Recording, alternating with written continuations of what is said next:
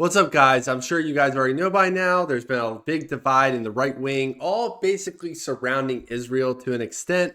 There's been these conservative wars between like Ben Shapiro, Tucker Carlson. That's been the big one lately, and it's been a huge divide. The pro-Israel side's on Ben Shapiro, and the more anti-Israel or pro-America side's been more Tucker. And it's created this whole division, all just mainly because Nick Fuentes went on Tucker Carlson's show for an interview. Like, that's basically this whole thing that Ben Shapiro, Randy Fine have like targeted Tucker for, and basically trying to take down Tucker, say he's not in the conservative movement, he's not MAGA, all because he speaks out against Israel and has conversations like a journalist is supposed to do. So what was a big thing this morning was when Donald Trump actually spoke out and said Tucker should be able to interview who he wants to interview. This is a big thing because a lot of these pro-Israel people are trying to say that Tucker is not MAGA because he calls out Israel and their atrocities, and also he sometimes criticizes the president. That's what you should do, especially if you call yourself a journalist. You should give out criticism when it's needed. So let's listen to what Trump had to say about this. I've had some great interviews with Tucker Carlson, but you can't tell him who to interview. I mean, if he wants to interview Nick Fuentes, I don't know much about him, but if he wants to do it, get the word out. Let him, people have to decide. Ultimately, people have to decide. The mayor of New York, I will say, would like to meet with us, and we'll work something out. But he would like to come to Washington and meet, and we'll work something out. We want to see everything work out well for New York. You yourself had dinner with Nick Fuentes at Mar-a-Lago a few years ago. What role should he play in the conservative movement? Well, I didn't know he was coming, and he was with, as you know, somebody, Kanye. And Kanye asked if he could have dinner, and he brought Nick. I didn't know Nick at the time. And he did. He came, and along with a few other people. He brought a few people with him. Meeting people, talking to people, like for somebody like Tucker, that's what they do. People are controversial. Some are, some aren't. I'm not controversial, so I like it that way.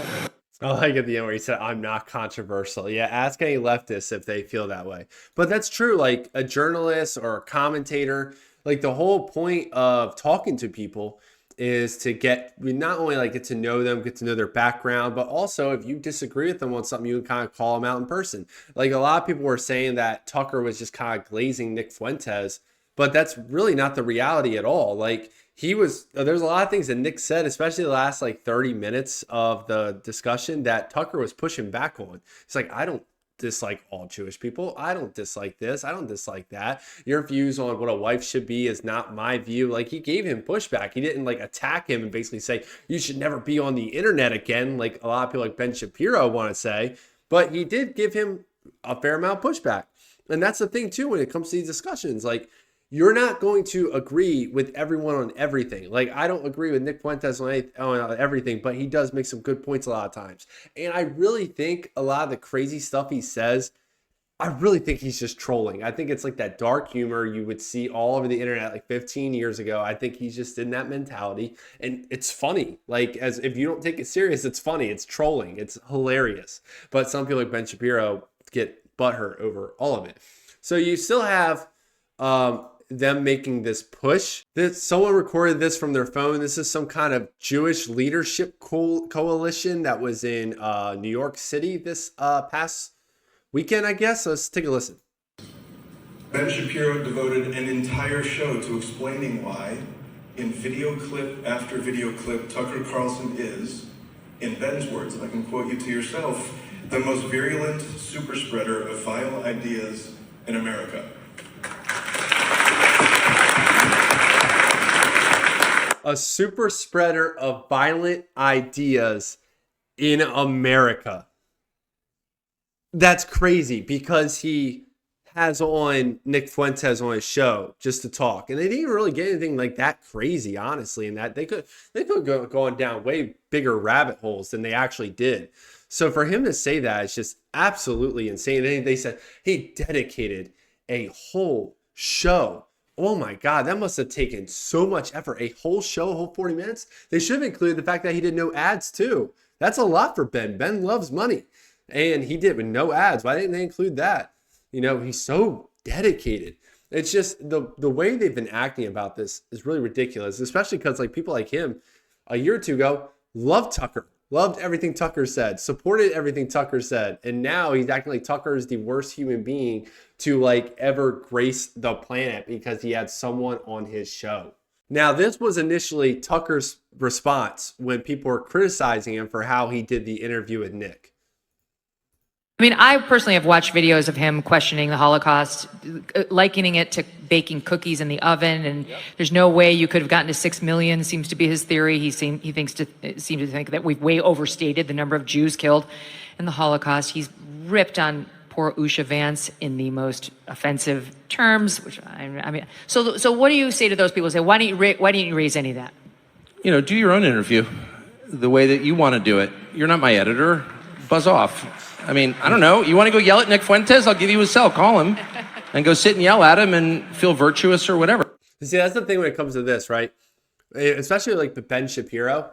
Ben Shapiro literally debated Destiny, who has literally called for conservatives to be killed and die. He cheers it on.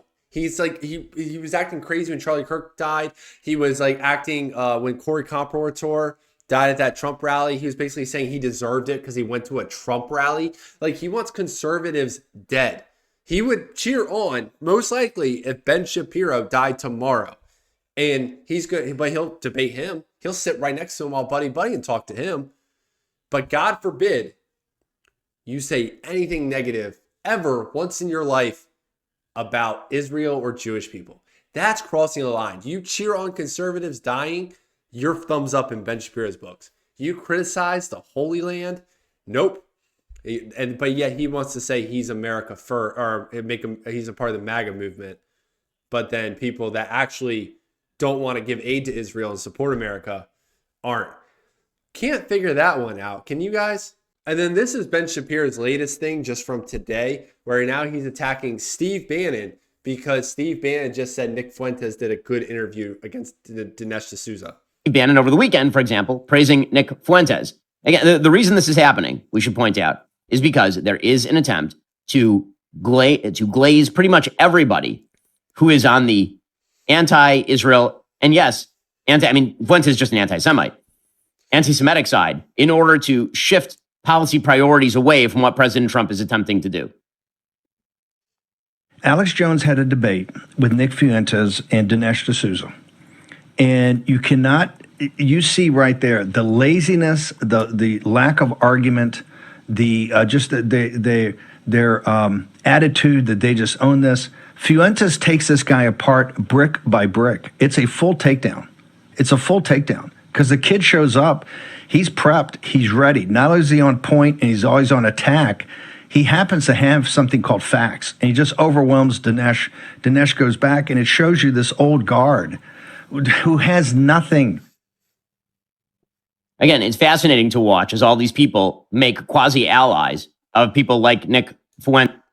All he said was he did a good debate against Dinesh D'Souza. He didn't praise every idea he's ever had in his life. See, that's the thing, like where Ben Shapiro and all these pro-Israel people are acting like the cancel culture people that left the past 5 years.